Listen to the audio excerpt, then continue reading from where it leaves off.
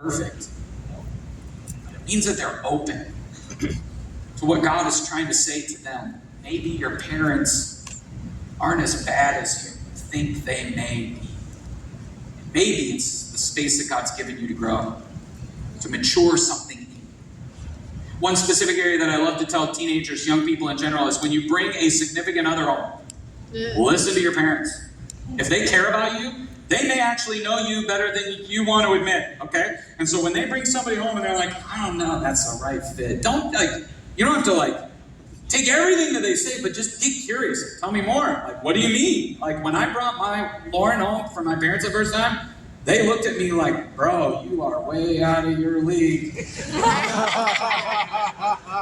Don't screw it up. This may be your one shot, When Lauren brought me home to her parents, they were like, really? Run.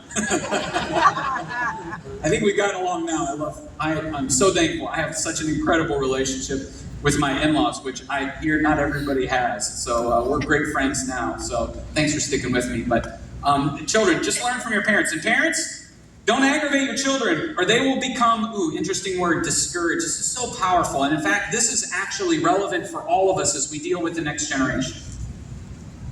If you listen to how us older people talk about the next generation, it's embarrassing.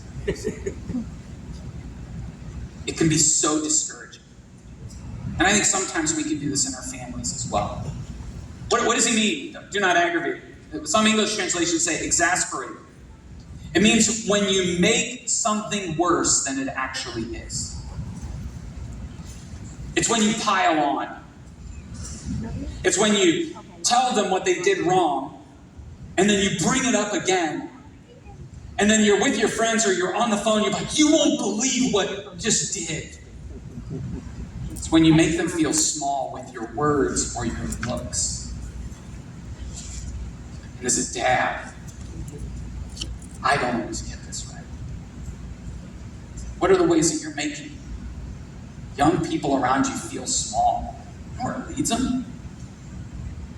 Discouraged. Think about the mental health issues we're facing today.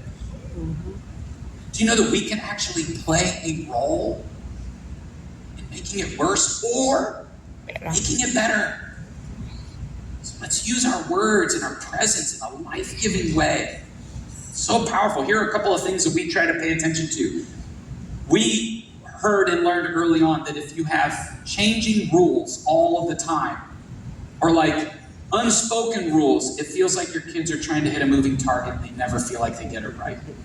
So we were coached early on to have a set of 3 rules in our house that could encapsulate a lot of behavior, but were easy to repeat. And so in our house, we want our kids to be respectful of strangers, family members, of parents, of siblings. We want them to be responsible with their stuff and with other people's stuff, with their time and their emotions. And so we can talk through all of that. We want them to make choices that are safe for them and the people around them. And so we can point back to those 3 rules